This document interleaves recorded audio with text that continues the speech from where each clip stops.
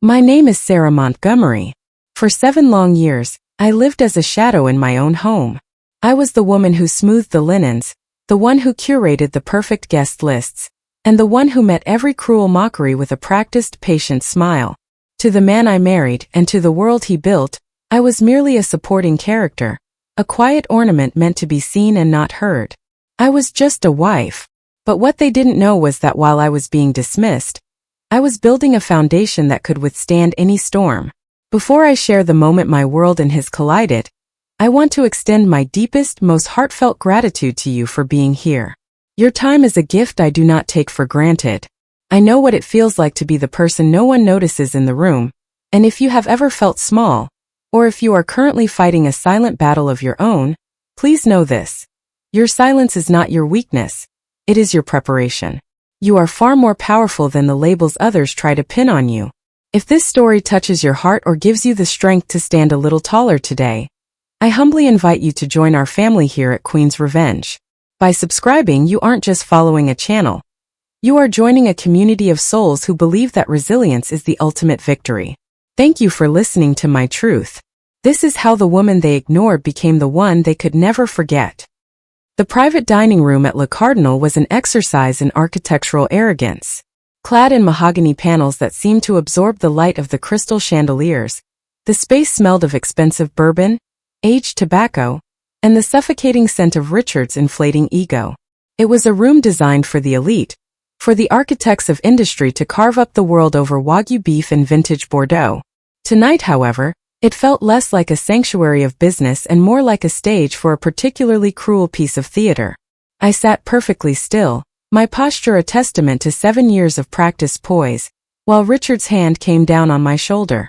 It was a gesture he likely intended to look affectionate to the uninitiated, but to me the weight was unmistakable. It was the heavy, possessive grip of a man marking his territory, a leash disguised as a caress.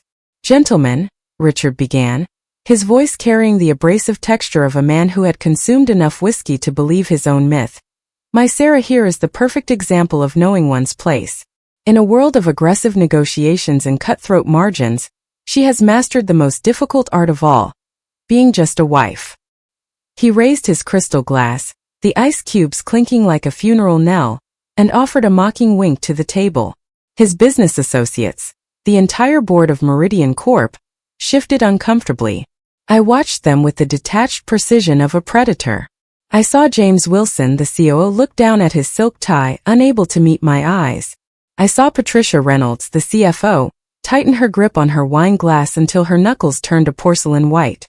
And I saw Thomas Chin, the senior partner, maintain a face of carved granite, though his jaw was set in a way that signaled profound distaste. Richard, oblivious to the atmosphere he was curdling, continued his oratorical assault. He turned to James Wilson with a conspiratorial grin. "Can you imagine, James? This one actually thought about getting an MBA a few years back." I had to sit her down and explain that the business world isn't a playground for everyone. Some people are designed for the boardroom, and some are designed to ensure the boardroom has a beautiful home to return to. She's my secret weapon. Mostly because she keeps the social calendar clean and stays out of the way when the grown-ups are talking. A few weak, sycophantic chuckles rippled from his own junior VPs at the far end of the table, but the Meridian board remained silent. Richard didn't notice. He was too intoxicated by his own perceived brilliance, his laughter bouncing off the mahogany walls as if seeking an exit that didn't exist. I maintained my practiced smile, the one I had perfected over 7 years of marriage. It was a mask of docility, a carefully curated facade that allowed Richard to feel like the sun around which my small domestic world orbited. But beneath the silk of my gown and the pearls at my throat, my mind was functioning with a cold mathematical clarity. I wasn't just listening to his insults, I was cataloging them. Each just a wife, each dismissive pat on the shoulder, each patronizing explanation of market volatility, served as a data point in a much larger equation.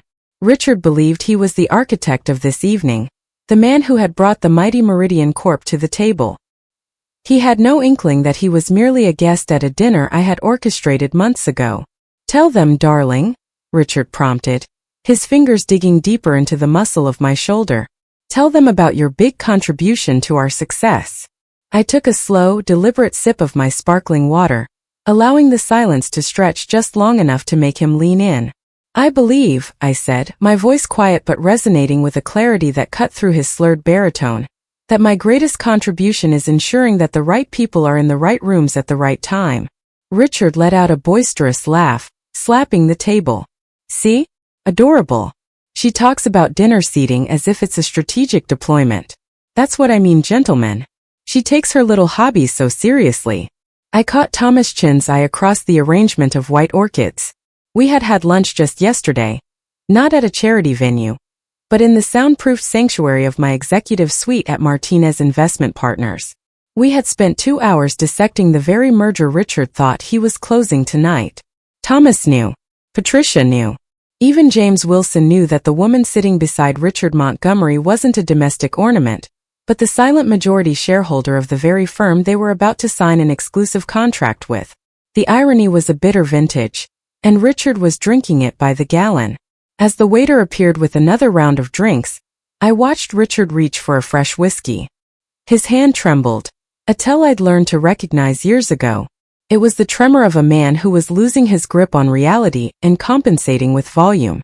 Success is about gravitas, he declared to the table at large, his words beginning to trip over one another. You can't learn that from hosting garden parties or choosing menus. It's a killer instinct. Sarah, bless her heart, would probably try to negotiate a deal with a bouquet of peonies. He turned back to me, his eyes gleaming with a mixture of pity and pride. No offense, honey, but you're just not built for the trenches. You're built for the view from the sidelines. The room grew colder, the silence of the Meridian board now bordering on the funereal. Patricia Reynolds finally spoke, her voice like a scalpel. Mr. Montgomery, perhaps we should shift the conversation to the projected quarterly figures and the subsidiary integration plan. We have a lot to cover before tomorrow's signing. Richard waved a hand dismissively, nearly toppling his glass. The projections can wait, Patricia. I'm teaching these gentlemen a valuable lesson about the foundation of a successful man. Behind every great empire is a woman who knows she's just a wife. Isn't that right, Sarah? I looked at him then, truly looked at him, seeing the cracks in the foundation he had so arrogantly built. For 7 years I had allowed him to believe his own lies because it was convenient. It was easier to build my own empire in the shadows of his loud, clumsy career. While he was out playing the part of the Titan, I was quietly acquiring the debt of his suppliers, the loyalty of his clients, and the respect of his peers. He had treated my volunteer work and charity galas with such profound condescension that he never bothered to check the tax filings or the board memberships. He saw a wife, the world saw a ghost, and the ghost was currently haunting his entire portfolio. Yes, Richard, I replied, my smile finally reaching my eyes for the first time that evening. It wasn't a smile of affection, but the smile of a grandmaster who had just whispered checkmate. I know exactly what my role is, and I think by tomorrow morning, you will finally appreciate just how much I've managed to accomplish from the sidelines. He didn't hear the steel in my voice. He didn't see the way the Meridian board members exchanged knowing, grim looks. He just beamed, satisfied that he had once again put me in my place.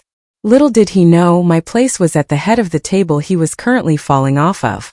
In 12 hours, the world would wake up to the news of the Martinez maneuver. But for tonight, I was content to let him have his whiskey and his mockery. The architecture of a lie is rarely built with malice. More often, it is constructed from the sturdy bricks of other people's assumptions. For 7 years I had lived within a masterpiece of structural deception, a dual existence so seamlessly integrated that even I occasionally marveled at the clean lines of the divide. To the world, and most crucially, to the man snoring softly in the passenger seat beside me, I was Sarah Montgomery, the elegant, soft-spoken wife whose primary concerns involved the vintage of the champagne for the fall gala or the exact shade of cream for the new library curtains. But in the silent digital corridors of the global market, I was Sarah Chin Martinez, the founder and CEO of Martinez Investment Partners, a firm that had quietly become the shadow architect of the city's most aggressive mergers. People often ask or would ask if they knew why I chose to live in the shadows. They would assume it was fear, a submissive retreat from a husband who demanded the spotlight. But fear is a reactive emotion, and I have always been proactive. The truth was far more pragmatic. Richard's arrogance was the most effective camouflage I could have ever bought. His unwavering belief in his own superiority, and his subsequent dismissal of my intellectual capacity, provided a shield of invisibility that no amount of offshore accounts or shell companies could replicate. In Richard's world, a woman was either an acquisition or an accessory. By playing the part of the latter, I gained the freedom to become a predator. I remember the exact moment the blueprints for this life were drawn. It was our first anniversary. I had tried to discuss a trend I'd noticed in emerging tech markets, a shift toward decentralized logistics that I thought his company, Montgomery Industries, should pivot toward. Richard had patted my cheek, the same way one might acknowledge a clever trick from a golden retriever, and told me, "Honey, leave the numbers to the men. Why don't you focus on making sure the anniversary dinner is spectacular? That's where your real talent lies." At that moment I didn't feel insulted. I felt enlightened. I realized that if I shared my ambitions with him, they would be stifled, co-opted, or mocked until they withered. But if I kept them to myself, they could grow in the dark, untethered by his mediocrity. And so, Martinez Investment Partners was born. I used my mother's maiden name, a name Richard associated only with a quaint family history of textile merchants, never bothering to investigate the massive trust she had left me. I rented space in a gleaming 50-story skyscraper on Madison Avenue. I told Richard it was the headquarters for my charity work, a suite where I managed fundraisers for the arts and local hospitals. He never once visited the office. To him, charity was a tax write-off and a way for bored wives to occupy their afternoons. He saw the lobby with its marble floors and tasteful floral arrangements, but he never cared to see the 49 floors above it, where some of the sharpest minds in the industry were executing trades under my direct command. The duality of my life required a level of discipline that would break a lesser mind. My mornings were spent in silk robes, discussing the menu with our chef and managing the household staff, a performance of domesticity that allowed Richard to leave for work feeling like the undisputed patriarch of his castle. But the moment his car cleared the gates, the just-a-wife persona was shelved. I would swap the silk for a power suit, the soft voice for the cold, rhythmic cadence of a dealmaker. In the boardroom I was a shark. At the dinner table I was the water. Richard never noticed the transition because he never truly looked at me. He looked at the reflection of his own ego that I carefully projected back at him. Over the 7 years, Montgomery Industries began to stagnate. Richard was a creature of habit, a man who believed that loud voices and firm handshakes could replace actual innovation. He relied on legacy contracts and a reputation that was slowly eroding in a digital age. Meanwhile, Martinez Partners was thriving. We weren't just participating in the market, we were shaping it. We acquired the debt of his competitors. We moved into his supply chain. We became the majority stakeholders in the very banks that held his commercial paper. I wasn't just building a company, I was building a cage, and Richard was so busy admiring the view from his office window that he didn't notice the bars being forged. The irony of our domestic bliss reached its peak during the Meridian Corp negotiations. Richard had been chasing Meridian for 3 years, convinced that securing them as a client would save his failing margins. He spoke about it constantly at home, explaining the complexities of the deal to me, as if he were teaching a child basic arithmetic. "It's high-level stuff, Sarah," he'd say, pouring a third scotch. "It requires a certain masculine grit. You wouldn't understand the pressure." I would nod, offer a sympathetic smile, and go back to my charity emails, which were, in reality, encrypted communications with the Meridian board, who had already decided to dump Richard's firm in favor of the superior infrastructure offered by Martinez Partners. People might call it betrayal, but I view it as a market correction. A man who underestimates half the population is a man with a fatal blind spot in his business strategy. Richard's failure wasn't just personal. It was professional. He had every resource at his disposal, including a partner who could have been his greatest asset. Instead, he chose to see a subordinate. He chose the comfort of his own delusions over the reality of my competence. And in the world of high finance, delusions are a luxury that eventually come with a very high price tag. As I pulled the car into our driveway, the headlights catching the manicured hedges of our estate, I looked at Richard. He was a man who thought he was winning, unaware that he was already bankrupt. Tomorrow the just a wife would vanish, and the CEO would remain. The architecture of the secret was about to be demolished, not by a sudden explosion, but by the inevitable weight of the truth. 7 years of silence were about to become a roar. I turned off the engine, the quiet of the night settling around us like a shroud. "Sleep well, Richard," I whispered into the darkness. "The world looks very different when you're not the one standing on top of it." I felt no guilt as I stepped out of the car. My conscience was as clear as a freshly audited balance sheet. I had given him 7 years of a perfect marriage, 7 years of my time, and 7 years of being his silent support.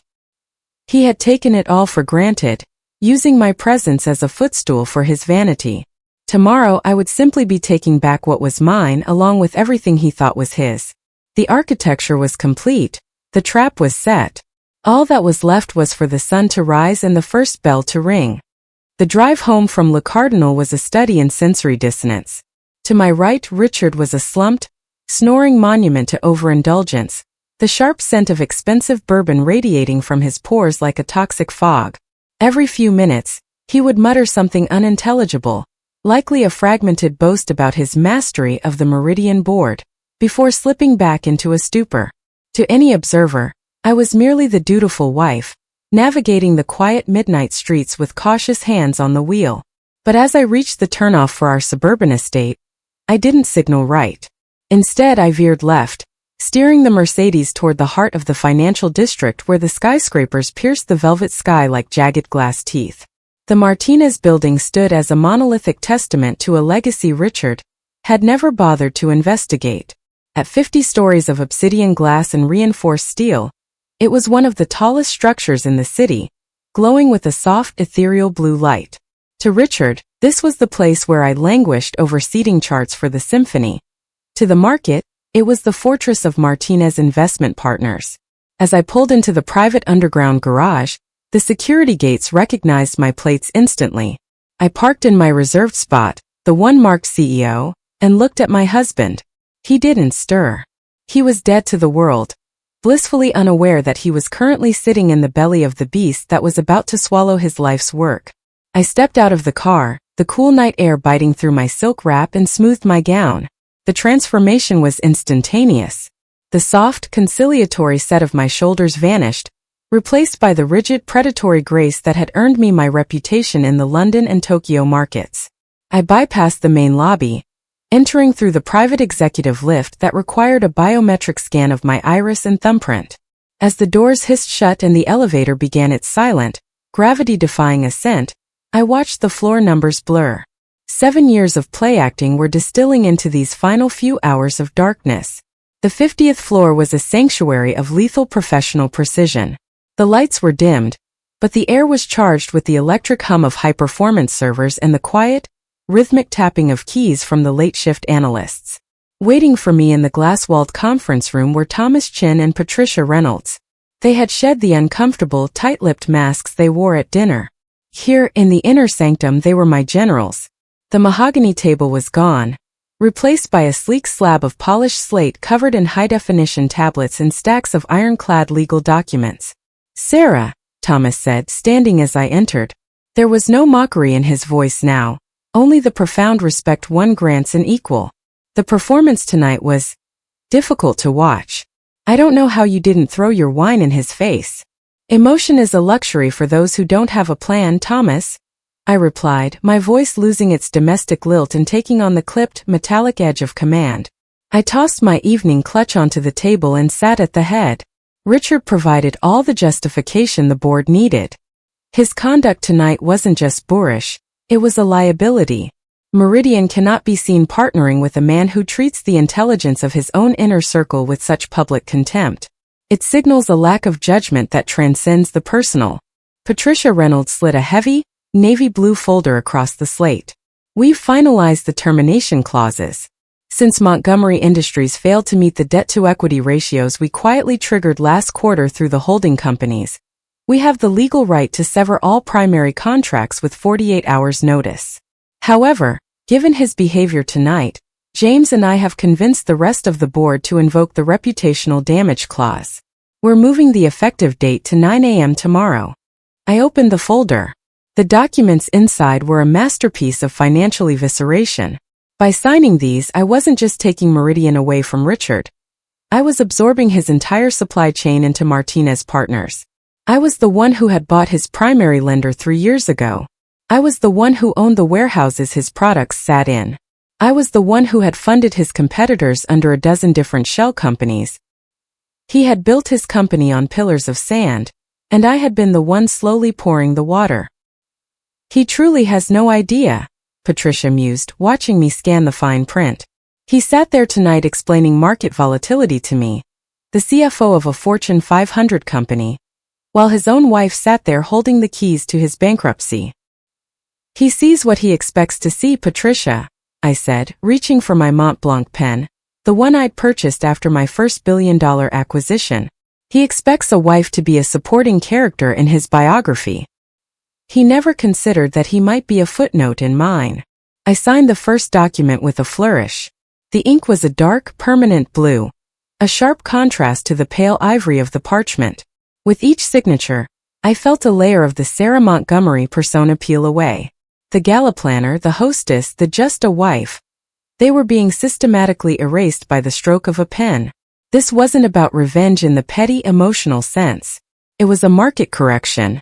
A man who underestimates his closest partner is a man who cannot be trusted with the complexities of a global merger. Richard's downfall was a mathematical certainty the moment he decided I was beneath his notice. Once this is signed, there's no going back, Thomas reminded me, his voice low.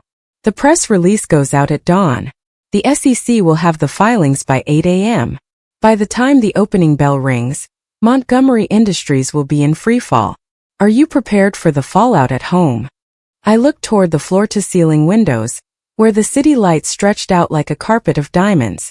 Somewhere down there in the dark garage, my husband was sleeping off a hangover that would soon be the least of his problems. There is no home to return to, Thomas.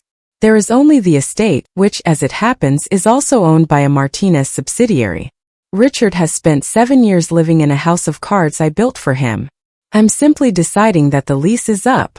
I signed the final page, the one that officially transferred Meridian's multi-billion-dollar account to Martinez Investment Partners. The silence in the room was absolute, broken only by the soft click of the pen cap. The midnight maneuver was complete. In a few hours, the sun would rise on a world where Richard Montgomery was a relic of the past, and Sarah Chin Martinez was the headline of the future. Get some rest, Sarah, Patricia said softly, her eyes glinting with a shared triumph. Tomorrow is going to be the busiest day of your life. I've been resting for 7 years, Patricia, I replied, standing up and retrieving my wrap. Tomorrow I finally start working. I descended the elevator in the same silence I had arrived in. When I stepped back into the car, Richard hadn't moved an inch. His head was lolled against the window, a thin trail of drool escaping the corner of his mouth. I put the car in gear and began the drive back to the suburbs. As I navigated the winding roads of our exclusive neighborhood, I looked at the man beside me, the man who thought I was just a wife. I felt a strange, cold pity for him. The concept of charity, in Richard's vocabulary, was synonymous with distraction. To him, my involvement in the city's most prestigious philanthropic circles was a harmless, albeit expensive, way for me to simulate the feeling of having a career without the messy burden of actually having one. He viewed my meticulously organized galas and silent auctions as nothing more than elaborate social playdates, a venue for the girls to dress up in couture and congratulate each other on choosing the right centerpiece. I remember a particular evening, perhaps 3 years into our marriage, when he wandered into my home office and spotted a crystal award on my shelf. It was a visionary leadership trophy from the Metropolitan Arts Council. He had picked it up, turned it over in his hands with a smirk, and chuckled. Look at this, Sarah. A participation trophy for fundraising. It's cute that they give you these little baubles to make you feel like a titan of industry. He had patted my head, placed the award back upside down, and walked out to take a real business call. He never realized that the trophy was for brokering a deal that saved 3 local museums from a hostile real estate takeover. A deal executed through a Martinez subsidiary that netted my firm $40 million in management fees. Richard's blindness was my greatest asset. He operated under the archaic delusion that power always wore a tie and spoke in a booming baritone. He couldn't conceive of power that wore a floor-length Vera Wang and spoke in the soft, modulated tones of a gracious hostess. In his mind, the business world was a battlefield of glass and steel. He didn't realize that the most decisive casualties often occurred on a dance floor over sea bass and Sauvignon Blanc. The irony was thick enough to choke on.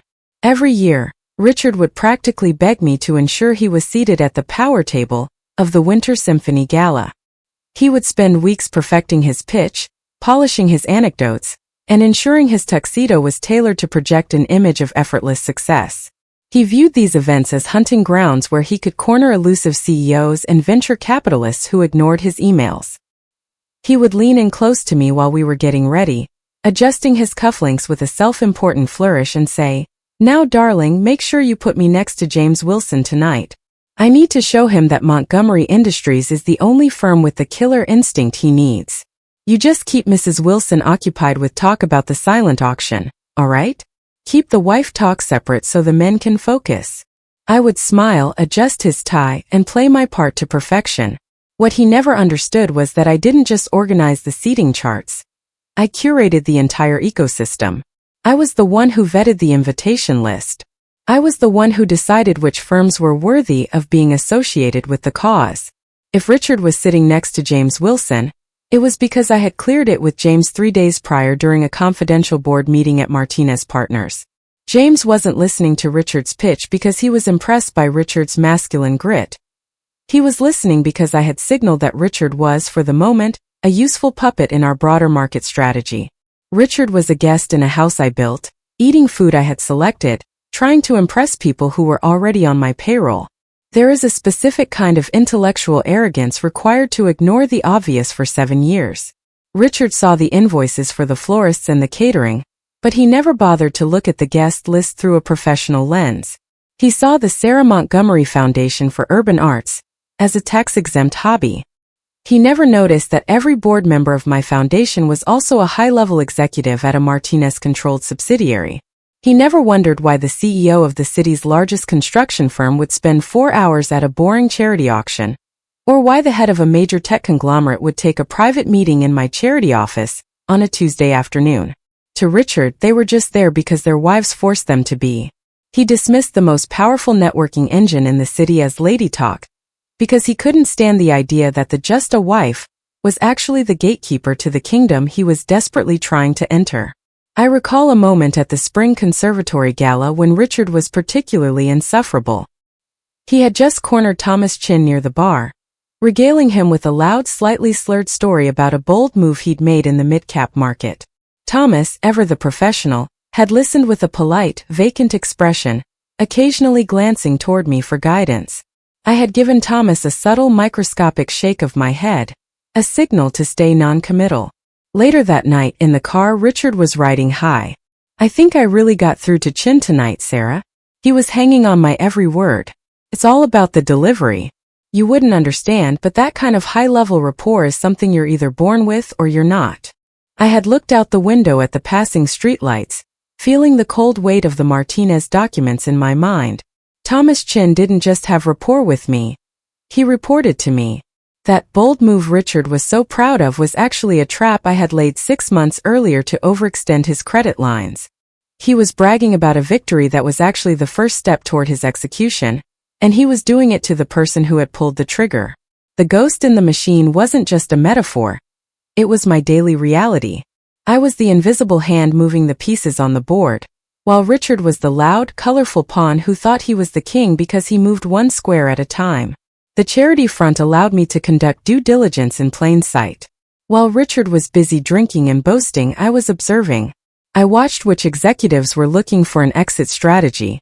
I listened to the whispers about missed quarterly targets. I gauged the chemistry between potential merger partners. By the time a deal reached a formal boardroom, I already knew the outcome because I had already negotiated the subtext over a 3-course meal. Richard's dismissal of my little projects gave me the ultimate freedom, the freedom to be underestimated. There is no greater power in business than being the person no one sees coming. As the years passed, the gap between the two versions of my life grew into a canyon. Sarah Montgomery was a masterpiece of social grace. Always the right dress, always the right smile, always the perfect support for her husband. But Sarah Chin Martinez was a ghost who haunted Richard's every professional move.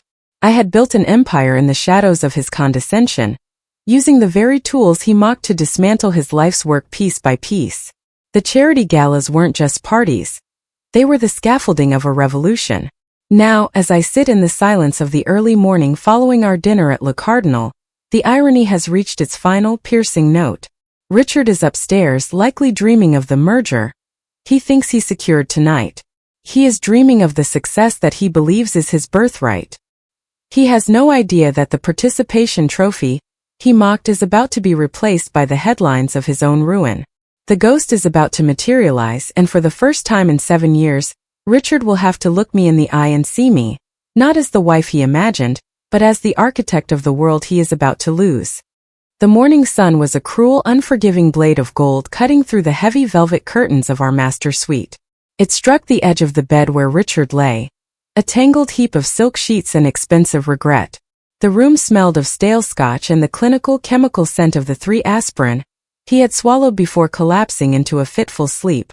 I stood by the window, already armored in a charcoal gray tailored suit that cost more than Richard's first car. My hair was pulled back into a sleek, severe knot. My makeup was a mask of professional neutrality. I watched him groan, shielding his eyes from the light. A man who believed he was waking up to the first day of a new empire, unaware that he was actually waking up to a digital massacre. "Sarah," he croaked, his voice sounding like dry leaves skittering across pavement. "What time is it?" God, my head. That dinner last night. I really did it, didn't I? James was impressed. I could tell. I didn't turn around. I simply checked the Patek Philippe on my wrist. 8:15 a.m. "You were certainly memorable, Richard," I said, my voice as cool as the glass I was looking through. "I've left coffee on the nightstand. I have to go to the office for my charity board meeting. Don't forget to check your emails." I didn't wait for his reply. I left the house as the first tremors of the coming earthquake began to register on the news wires. By the time my driver pulled up to the Martinez building, the pre-market indicators were already beginning to flicker with a frantic, nervous energy.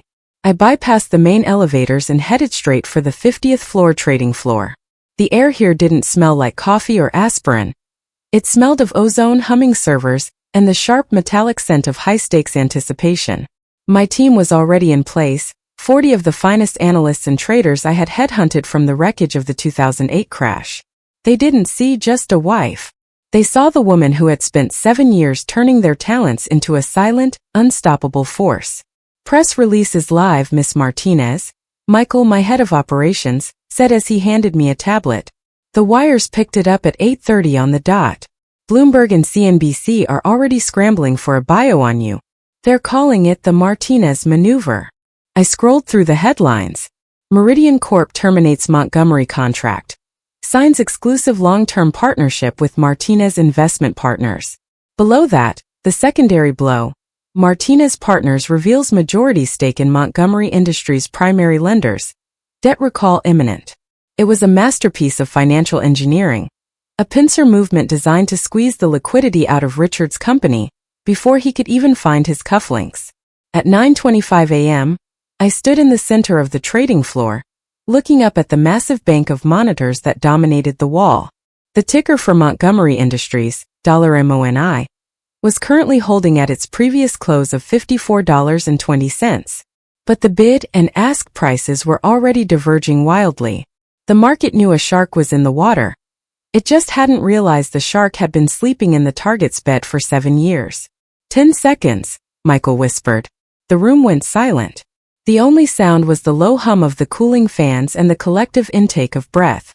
Then the opening bell rang. A distant digital chime that signaled the start of the execution. On the screen, the $54.20 figure didn't just drop. It disintegrated. $48. $42.15. $35. A sea of red flooded the monitors, the ticker symbols flashing like warning lights on a failing aircraft. The volume bars at the bottom of the screen began to spike into towering columns of white noise as institutional investors, sensing the blood in the water, began to dump their shares. The market, in its beautiful cold logic, was doing exactly what I had trained it to do. It was punishing weakness. It was recognizing that a company built on the ego of one man and the underestimated silence of another was a house of cards. CNBC is live, someone called out. I turned to the side monitor. Becky Quick was leaning forward, her expression one of genuine shock. We are seeing an unprecedented collapse in Montgomery Industries this morning, she said, her voice competing with the frantic shouting from the floor of the exchange behind her. Following a bombshell press release from the previously enigmatic Martinez Investment Partners, Meridian Corp has not only pulled their contracts, but has cited fundamental leadership failures at Montgomery. Even more shocking is the identity of the Martinez CEO, Sarah Chin Martinez, who has apparently been operating under the radar for nearly a decade. Sources suggest she is the wife of Richard Montgomery, the man whose company she is currently dismantling. I watched the screen as a grainy photo of me from last night's dinner appeared, the just a wife in her pearls, smiling demurely next to a boisterous Richard. The juxtaposition was delicious. The market loved a narrative, and the hidden empress was the story of the century. $28, $22.50, $18. The margin calls are hitting, Sarah, Thomas Chin said, walking up beside me. He was holding a glass of sparkling water, his eyes fixed on the red carnage of the ticker. Our subsidiaries are calling in the loans we bought up last year. Richard's CFO is currently calling our front desk, begging for a meeting. Apparently, their credit lines have been frozen by every major bank in the city. Let them beg, Thomas, I said. I felt a strange detached sense of peace. There was no anger here, no frantic heat of revenge. This was simply the final calculation of a long-term investment. Richard had spent 7 years devaluing his most important asset, me. In the world of finance, if you don't value an asset correctly, someone else will eventually acquire it and use it against you. The trading floor was a hive of controlled chaos. My traders were executing short positions we had built up over months, catching the falling knife and turning Richard's decline into our profit. Every dollar he lost, Martinez Partners gained 3. It was a transfer of power so efficient it felt almost surgical. I looked back at the CNBC feed. They had managed to get a live shot of the Montgomery Industries headquarters. The lobby was swarming with reporters. I could see the security guards looking overwhelmed, their hands up as they tried to block the cameras. And then for a split second, the camera caught a glimpse of a man stepping out of a black town car. It was Richard. Even from a distance I could see the change. He looked small. The swagger was gone, replaced by the frantic, jerky movements of a man who had realized too late that the ground beneath his feet was actually a trapdoor. My phone vibrated in my pocket. I didn't even have to look at the screen to know who it was. The first of many calls. The man who had mocked me as just a wife 10 hours ago was now calling the woman who owned his world. I let it ring. The stock hit $12. A 60% loss in 45 minutes. The digital massacre was nearing its conclusion. The Martinez maneuver wasn't just a takeover. It was a total erasure of the Montgomery name from the annals of the city's elite. I turned away from the monitors and walked toward the glass walls of my office, the city sprawled below me looking like a circuit board I had finally learned to program. The air was still, the logic was cold, and for the first time in 7 years, I could hear myself breathe without the static of Richard's voice drowning me out. Michael, I called out over my shoulder. Yes, Miss Martinez? Tell the PR team to schedule the press conference for noon. And tell the front desk that if a Mr. Richard Montgomery arrives, he is to be treated like any other visitor. He can wait in the lobby. I sat down in my leather chair, the familiar creak of the hide a more comforting sound than any "I love you" Richard had ever uttered. The opening bell had rung, the market had spoken, and the wife was gone. There was only the CEO now, and I had work to do. The obsidian surface of my desk was a mirror reflecting the frantic red flickering of the monitors, but my focus was entirely on the silver device vibrating against the polished stone. The caller ID read Richard, a name that had once commanded my schedule and my silence, now reduced to a digital nuisance. I let it vibrate for 4 long beats, watching the rhythmic movement as if it were a pulse, the final thumping gasps of a dying reputation. When I finally slid the icon to answer, the sound that greeted me wasn't the booming, whiskey-soaked baritone of the man from Le Cardinal. It was a jagged, high-pitched franticness, The sound of a man who had finally realized the floor was no longer beneath his feet. Sarah! Sarah, thank God you answered. He gasped, his breathing shallow and panicked. In the background I could hear a cacophony of shouting, the shrill ringing of office phones, and the unmistakable sound of a heavy glass object, likely his Executive of the Year paperweight, shattering against a wall. It's a bloodbath, honey. A total disaster. I'm at the office and everything. It's all falling apart.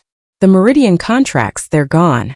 James and Thomas, those bastards, they terminated everything this morning. They cited some bullshit reputational clause. Can you believe the gall of those people? After I treated them to that dinner. After everything I've done for them. I leaned back in my leather chair, the familiar creak of the hide providing a grounding contrast to his hysteria. I closed my eyes, summoning the Sarah Montgomery voice, the one that was soft, slightly breathy, and infused with just enough concern to be convincing without being authoritative. Oh, Richard, I murmured, my voice a soothing balm over his jagged nerves. Take a breath, darling. Slow down. I'm sure there's been some terrible misunderstanding. Things like this don't just happen overnight. Are you sure you haven't just misread an email? Misread? Sarah, the stock is down 60%. The banks have frozen our lines of credit. It's a targeted hit, he hissed, the sound of his pacing audible through the speaker. It's those vultures at Martinez Investment Partners. They've been lurking in the shadows for months, and now they've made their move. It's just bad luck, Sarah. Pure rotten luck. If the market hadn't shifted so aggressively, if Thomas hadn't been such a coward, I could have handled this. I was on the verge of greatness, and now some faceless corporate shark is trying to strip my company to the studs. I checked my watch. 1 minute down. I felt a surge of cold amusement at his choice of words. Faceless corporate shark. It was fascinating how men like Richard always attributed their failures to bad luck, or betrayal, rather than their own fundamental incompetence. To him, the market was a fickle mistress to be tamed by sheer force of personality, never a logical system that simply responded to structural flaws. He was drowning in a sea of his own making, and his first instinct was to reach for the wife he had spent 7 years belittling, hoping she would provide the emotional flotation device he didn't deserve. It sounds like a nightmare, Richard, I said, my voice dripping with performative sympathy. I watched a fresh alert pop up on my screen. Montgomery Industries faces delisting warning. But surely your legal team can do something? You've always said that you're the smartest man in the room. You've always handled these things so masculinely. I'm just a wife. I don't understand the complexities of these hostile takeovers you always talk about, but I have faith in you. The legal team is useless. They're all jumping ship, he groaned, and I could hear him sinking into his chair, the sound of a man defeated by his own reflection. I need you to call the bank, Sarah. The Martinez Group. They've bought up our primary debt. If you could talk to the manager's wife, maybe at that charity thing you do, use that social magic of yours. Tell them this is just a temporary volatility. I just need a little more time to pivot. I can fix this, I just need them to back off. 2 minutes. The desperation in his voice was becoming pathetic, a whining thin sound that erased the memory of the man who had mocked me in front of the Meridian board. He was asking me to use the very social magic he had dismissed as a hobby to save him from a predator he couldn't even name. The irony was a physical weight in the room, delicious and cold. I'm not sure the Wives Network can fix a debt recall of this magnitude, Richard, I said, dropping the breathy tone just slightly, allowing a hint of crystalline clarity to bleed into my words. Business is a cruel world, isn't it? As you told me last night, it requires a certain killer instinct that isn't learned at dinner parties. Maybe this is just the market deciding who has that instinct and who doesn't. What are you talking about? This isn't the time for philosophy, Sarah. I'm losing everything, he screamed, his voice cracking with a sudden sharp fear. Why are you being so cold? I'm your husband. I need you to be on my side. I have been on your side for 7 years, Richard, I said, my voice now entirely my own, devoid of the Sarah Montgomery filter. The 3 minutes were up. The clock on my wall ticked with a rhythmic finality. I've watched you build your ego on the foundation of my silence. I've watched you mock my intelligence to impress people who weren't even listening to you. I've watched you treat your business like a playground while I treated mine like an empire. Your business? Sarah, what is happening? You're scaring me, he whispered, the confusion finally overriding the panic. You're just a wife. You do charity. You plan galas. I stood up, walking to the floor-to-ceiling window of my office. Below me, the city was a grid of ambition and consequence. I could see the flashing lights of the media vans parked outside the Montgomery building 3 blocks away. I felt a sense of profound, icy liberation. The mask hadn't just slipped. I had grounded into the floor under the heel of my Louboutins. Richard, listen to me very carefully, I said, each word a measured strike of a hammer. Luck had nothing to do with this morning. The market didn't shift against you. It was moved. Every debt recall, every lost contract, and every red ticker you're seeing on your screen was a deliberate, calculated strike. You spent 7 years looking at me and seeing a supporting character. You should have been looking for the CEO of the firm that was quietly buying your soul. Sarah. What are you saying? His voice was barely a breath, a ghost of a sound. I think you should turn on CNBC, Richard, I said, my gaze fixed on the camera lens of the news crew currently setting up in my own conference room down the hall. The morning anchor is about to introduce their guest. They're calling it the Martinez Reveal. You really should watch. They're about to interview the woman who just bought your debt, acquired your clients, and effectively ended your career. And Richard, do try to keep your mouth closed while you watch. It's not very executive. I didn't wait for his reaction. I didn't need to hear the sound of the phone dropping or the realization dawning on his face as the television in his office flickered to life. I ended the call with a single elegant tap of my finger. The silence that followed was the most beautiful thing I had heard in 7 years. I turned to my assistant, Michael, who was waiting at the door with a fresh tablet and a look of grim satisfaction. The press is ready, Miss Martinez, he said. Then let's not keep them waiting, I replied. It's time the world saw exactly what just a wife is capable of. The double doors of my private sanctuary didn't merely open. They were breached. The heavy sound of mahogany striking the doorstops echoed through the expansive, high-ceilinged office, a violent intrusion into a space defined by tempered glass and calculated silence. Richard stumbled in, looking less like the titan of industry. He portrayed at Le Cardinal and more like a man who had been caught in a gale-force wind. His tie was loosened, his hair was a frantic nest of sweat-dampened strands, and his eyes, normally narrowed in self-important calculation, were wide with a mixture of terror and feral rage. He stopped dead in the center of the room, his breath hitching as he took in the sheer scale of the space.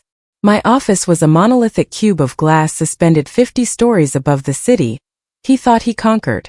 Behind me, the skyline of Manhattan stretched out like a conquered map.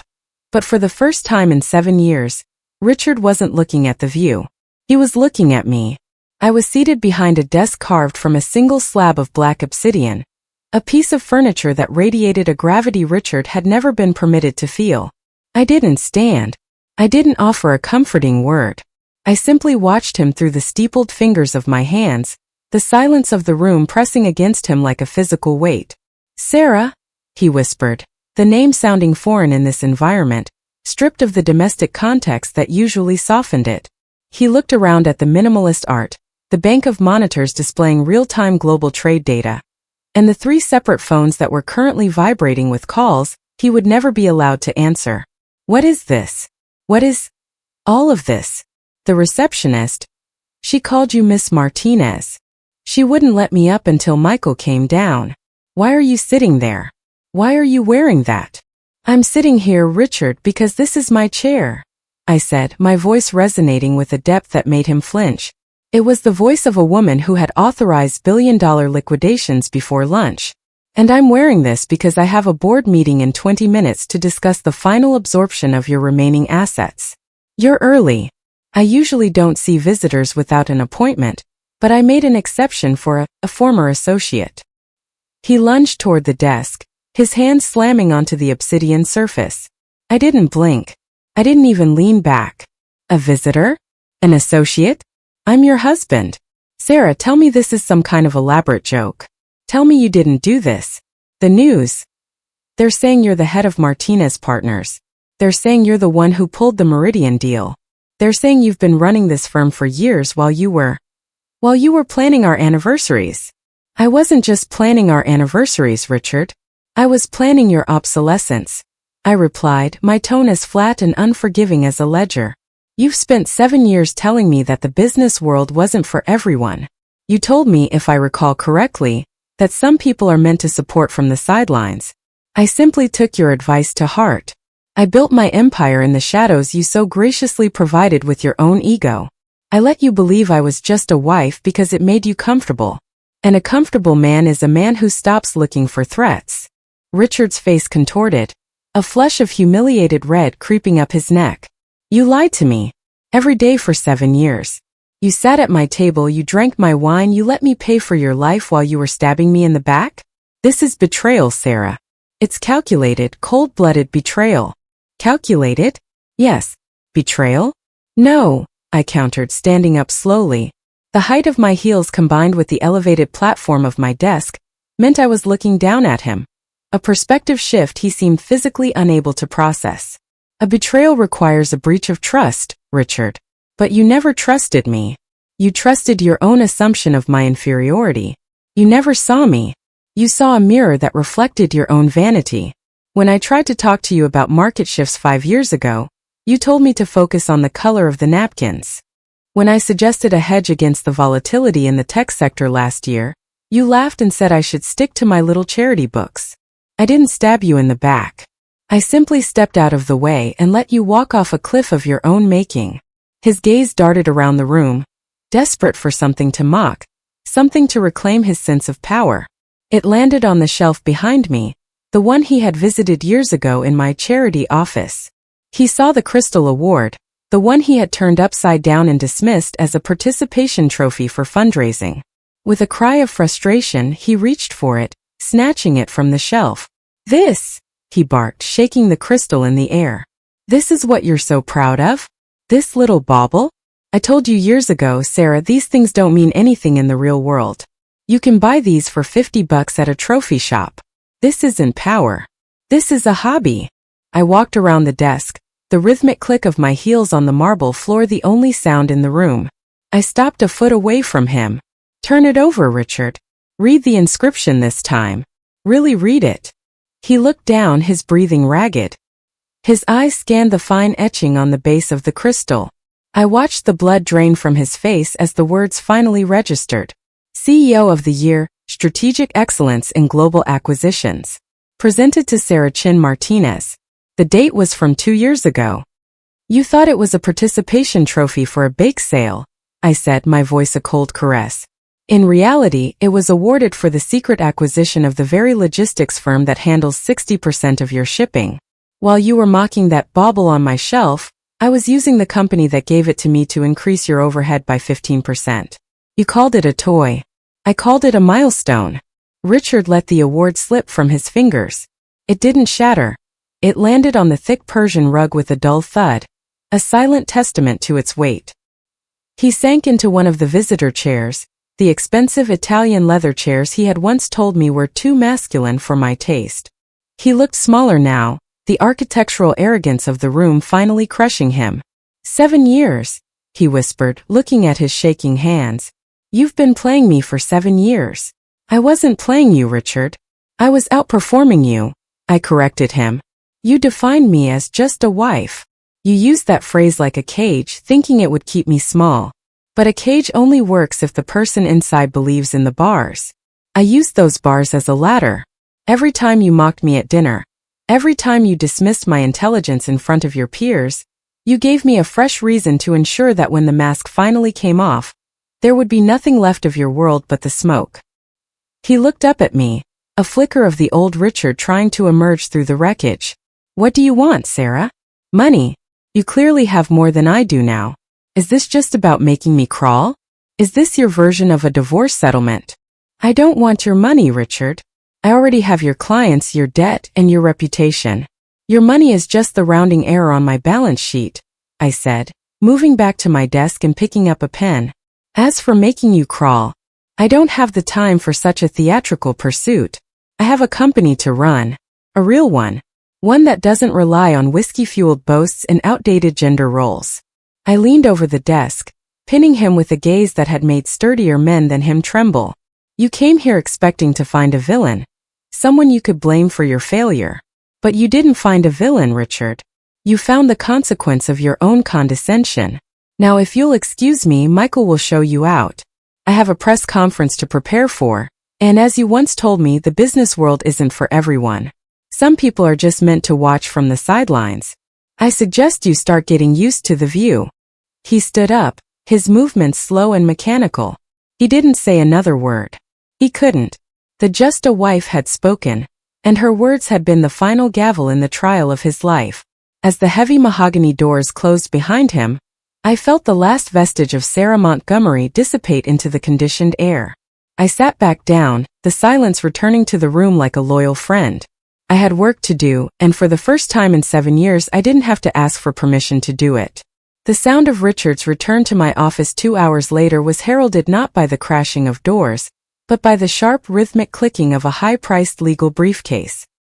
He had traded his frantic, disheveled appearance for a costume of synthetic confidence, flanked by a man whose face was a map of bureaucratic ruthlessness, Arthur Sterling, a lawyer known for dismantling matrimonial assets with the precision of a butcher.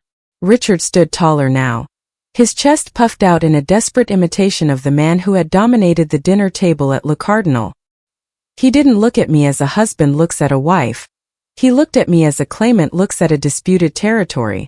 You had your moment of theater, Sarah, Richard said, his voice forced back into a lower register, though the slight tremor at the edges betrayed him.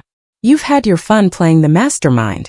But this is the real world, and in the real world marriages are contracts. Partnerships are communal. Arthur here has spent the last 90 minutes reviewing the timeline of Martinez Investment Partners. You built this empire while we were married. You used our joint resources, our social standing, and my reputation to pave your way. Under the law of this state, I don't just have a seat at your table. I own half the chairs. I didn't move. I remained framed by the floor-to-ceiling glass, the late morning sun casting a long sharp shadow of my desk across the room. I felt a surge of clinical fascination. Even now, facing the total eclipse of his career, Richard's only instinct was to attempt to possess. He couldn't conceive of a reality where I existed as a sovereign entity. To him, my success was merely a mismanaged marital asset that he had a right to correct. I was wondering how long it would take for you to reach for the communal card, Richard, I said, my voice barely above a whisper, yet it carried the weight of an oncoming storm. It's a predictable move for a man who has run out of his own ideas. Arthur, I assume you've been briefed on the domestic nature of our relationship. Arthur Sterling cleared his throat, opening his briefcase with a crisp metallic snap. Mrs. Montgomery, my client's position is clear. Any business entity established or significantly grown during the duration of a marriage is subject to equitable distribution. Martinez Investment Partners, despite your efforts at concealment, is a marital asset. We will be filing for an immediate injunction to freeze the firm's accounts pending a full forensic audit. Your takeover of Montgomery Industries is, legally speaking, an act of self-cannibalization. I allowed myself a small dry smile, the kind a professor might give a student who had failed a foundational exam. Michael, I said, not looking away from Richard. Bring in the counsel. The side door to my office opened and 3 women stepped in. They didn't look like Richard's lawyer. They looked like the architects of a new world order. Leading them was Lorena Vance, a woman whose reputation for ironclad asset protection was so formidable that her name was often used as a verb in the city's most elite circles. She didn't carry a briefcase. She carried a thin, elegant folder. Richard, I believe you remember our prenuptial agreement, I said, finally standing up and walking toward the center of the room. The one you signed 7 years ago without reading the second addendum because you were too busy mocking the fact that I even wanted one. You told me then that it was cute, that I wanted to protect my little inheritance from my mother's textile business. Lorena Vance stepped forward, her voice a cool, melodic contrast to Sterling's bluster. Mr. Montgomery, the addendum you signed specifically stipulates that any business entity funded solely by the Martinez Trust, a premarital separate property interest, remains the exclusive and non-commutable property of Sarah Chin Martinez. Furthermore, The documents you signed 3 years ago to secure a bridge loan for Montgomery Industries. The ones you called standard paperwork, while you were rushing to catch a flight to Vegas, included a formal waiver of any and all claims to Martinez Investment Partners and its subsidiaries. Richard's face went from a defiant red to a sickly translucent gray. What? I never signed a waiver. I would have noticed that. You would have noticed it if you had viewed me as an equal whose documents required scrutiny, I said, stopping a few feet from him.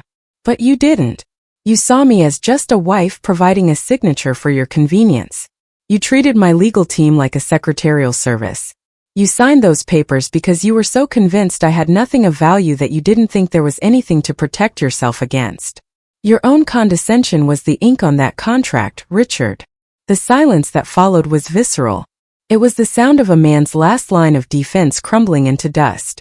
Arthur Sterling leaned over to whisper something in Richard's ear, his expression shifting from predatory to cautious. He recognized the name on the letterhead Elena was holding. He knew the fight was over before it had even begun. But it wasn't the legal defeat that broke Richard in that moment. It was something deeper, something more anatomical. He looked at me, truly looked at me, and for the first time in 7 years he didn't see the reflection of his own ego. He saw a stranger. He saw a woman who had calculated his every move, who had anticipated his greed, his arrogance, and his predictable legal tantrums. He realized that the woman he had slept beside, the woman he had mocked at dinner parties, the woman he thought he owned had never existed. I wasn't a disloyal wife. I was a brilliant adversary who had been living in his house like a ghost. Who are you? He whispered, his voice cracking. I lived with you for 7 years. We shared a life. We shared a bed. How could you do this? How could you be this cold? I wasn't being cold, Richard. I was being professional, I replied. I felt a strange, detached pity for him, the way one might feel for a creature that had spent its life trying to roar at its own shadow. You speak of sharing a life, but you only shared yours. You never asked about mine. You never invited me into your world as anything more than an accessory, so I created my own. You didn't lose a business today, Richard. You lost the illusion of control. You thought you owned the person in the room with you, but you were always alone. I was just the one holding the mirror. Richard slumped back against the mahogany door, the shattered glass of our marriage finally cutting through his skin. It wasn't just the company. It was the realization that his entire reality was a stage play where he was the only one who didn't know the script. He looked at Elena, then at me, then at the floor. The bravado was gone. The just a wife had dismantled his legal threats with the same quiet efficiency she had used to dismantle his business. Arthur, Richard muttered, not looking at his lawyer. Let's go. Richard, I called out as he reached for the handle. He paused, his shoulders hunched. The house in the Hamptons? The one you told me was too complex for me to understand the deed to? It's in the name of a Martinez holding company. You have 48 hours to remove your personal effects. I've already arranged for a moving crew to assist you. I wouldn't want you to have to handle the complexities of a move all by yourself. He didn't respond. He didn't turn around. He simply walked out, his expensive lawyer trailing behind him like a defeated shadow. As the door clicked shut, the sound was like the final seal on a tomb. I turned back to the window, watching the city below. The psychological shift was complete. The person Richard thought he owned was gone, and the person I had always been was finally undeniably visible. The glass was shattered, the air was clear, and for the first time in 7 years, I was the only architect in the room. 3 months is a long time in the world of high finance, a period in which empires can be dismantled and rebuilt. Yet it felt like a single exhaled breath after 7 years of stifled silence. My office at Martinez Investment Partners had become a site of pilgrimage for the curious and the converted.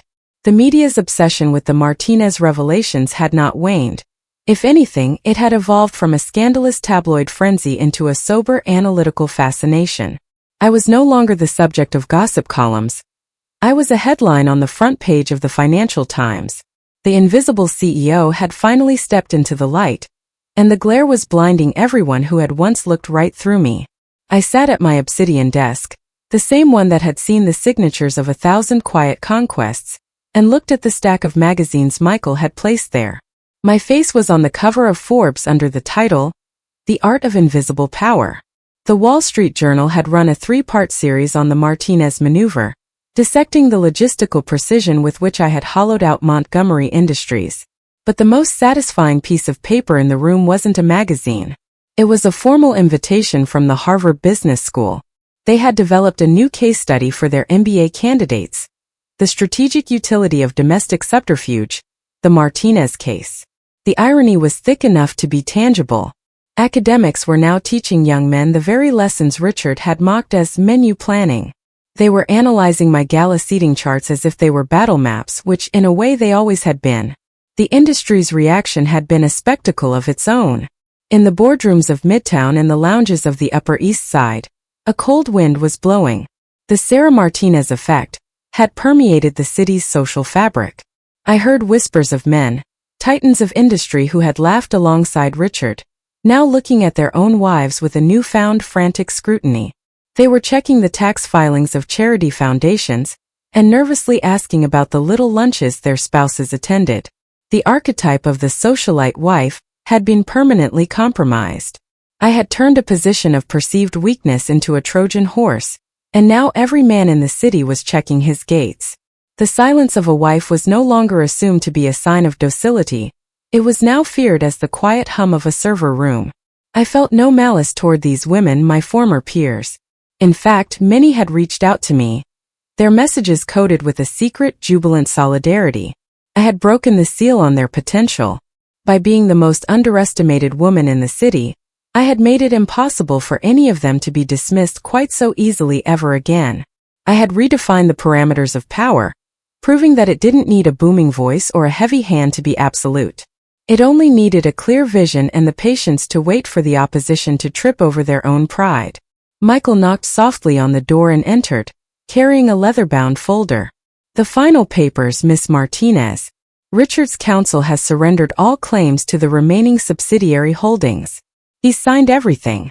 It's over. I took the folder and opened it. The divorce decree. The final severance of a 7-year masquerade. I reached into my desk drawer and pulled out my Montblanc pen, the one with the dark blue ink. This was the same pen I had used to sign the Meridian contracts, the same one I had used to initiate the debt recall that had triggered Richard's bankruptcy.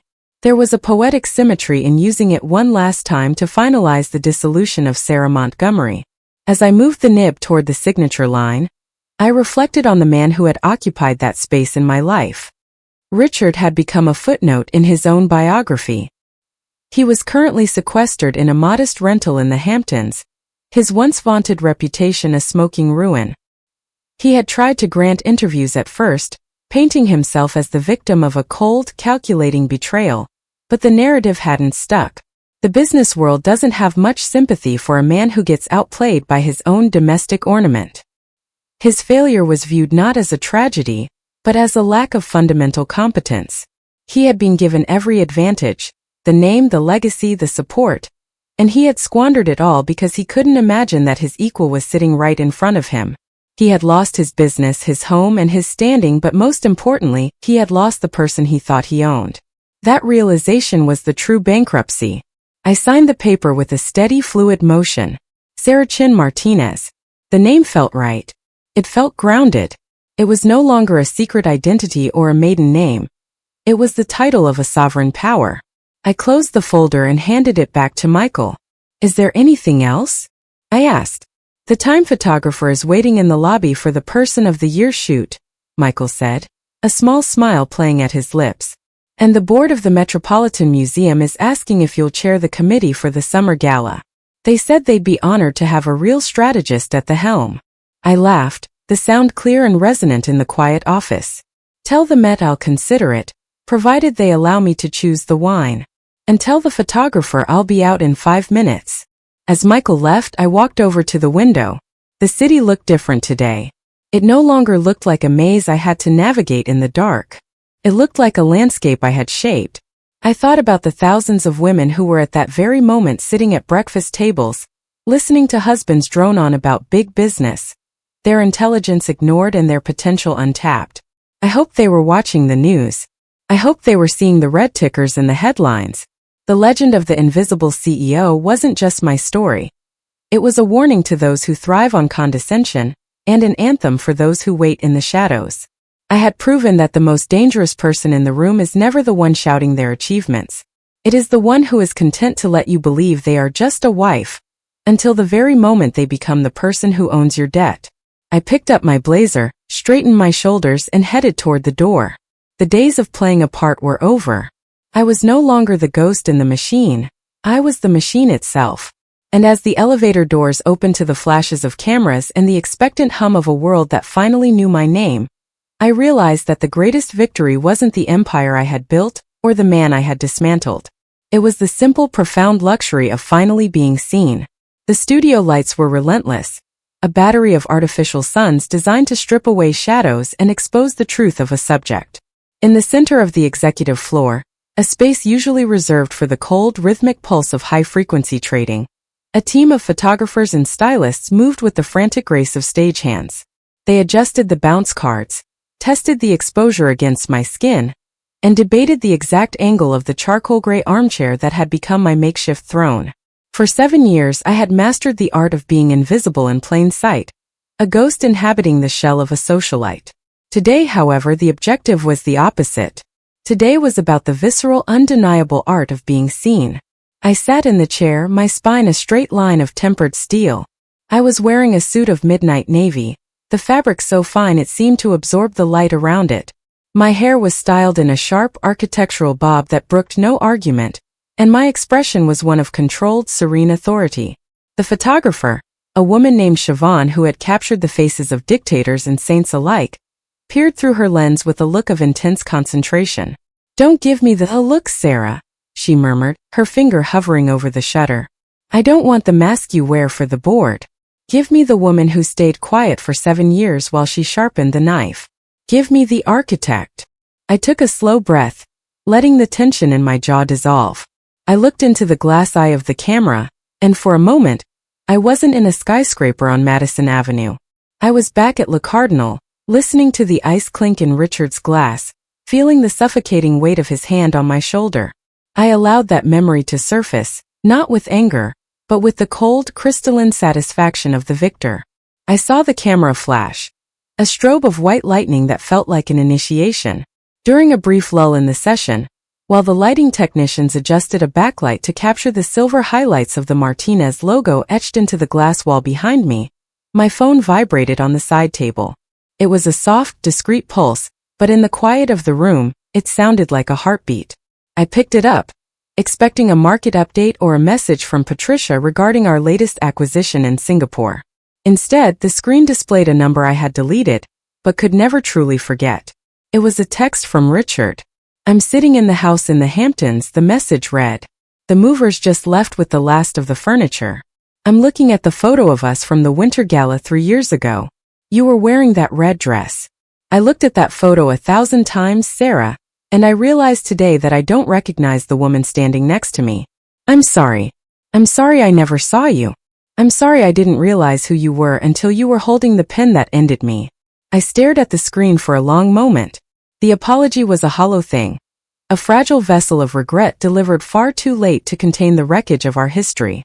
It was a classic Richard move. Even in his contrition, the focus was on his own realization, his own failure to perceive. He wasn't sorry for the mockery, the condescension, or the 7 years he spent trying to shrink my soul into the shape of a domestic accessory. He was sorry because his lack of vision had cost him his empire. He was sorry he had missed the opportunity to possess the power I had hidden from him. I thought about typing a response. I thought about a dozen different ways to dismantle his apology with the same surgical precision I had used on his balance sheets. I could have told him that seeing someone isn't a passive act, but an active choice to value their humanity. I could have told him that the woman in the red dress was an illusion he had demanded, and that the woman sitting in this office was the reality he had earned. Instead, I did the most powerful thing a woman in my position can do. I did nothing. I didn't reply. I didn't block the number. I simply set the phone back down on the table, screen side down, and returned my gaze to the camera. Silence, I had learned, was not the absence of sound. It was the ultimate form of control. Richard had spent 7 years drowning out my voice with his own ego. I would spend the rest of my life ensuring he never heard a single word from me again. Everything all right? Siobhan asked, sensing the shift in the room's energy. Perfect, I replied, and I meant it. Let's finish this. I have a 3 p.m. conference call with London. As the shutter clicked again and again, capturing the definitive image of the invisible CEO, I felt a profound sense of closure. The narrative of the Just a Wife was officially dead, buried under the weight of 1,000 pages of legal filings and market triumphs. The world would look at the cover of Time and see a woman who had pulled off the greatest heist in financial history, not of money but of identity. They would see a legend, a cautionary tale, a case study. But I knew the truth was much simpler. Power, I realized as I walked out of the studio and back toward my desk, is often misunderstood. We are taught that power is loud, that it is aggressive, that it demands to be heard through shouting and posturing. We are taught that it wears a certain suit and speaks in a certain register.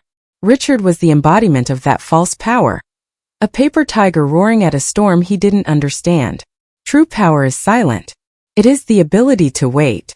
It is the discipline to observe while others are busy being observed. It is the patience to build a foundation in the dark, so that when you finally step into the light, the world has no choice but to adjust its eyes to your brilliance.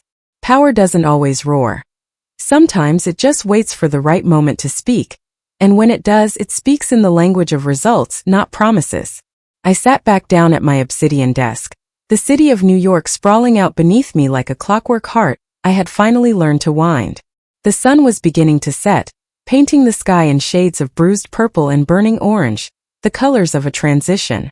On my desk lay a fresh stack of reports, a list of new ventures, and the finalized divorce decree that officially restored my name to its rightful place. I am no longer the ghost in Richard's house. I am no longer the ornament at the Meridian table. I am Sarah Chin Martinez. I am the architect of my own destiny, the CEO of my own life, and the woman who proved that the most dangerous person in the room is the one you've already dismissed. I leaned back, a small, knowing smile playing at my lips as I opened the first file of the evening. The art of being seen was exhilarating, yes, but the art of being known was the true victory. And as the lights of the city began to flicker on, one by one, reflecting in the glass of my office, I knew with a certainty that reached down into my very bones, I was exactly where I was always meant to be. The photo shoot was over.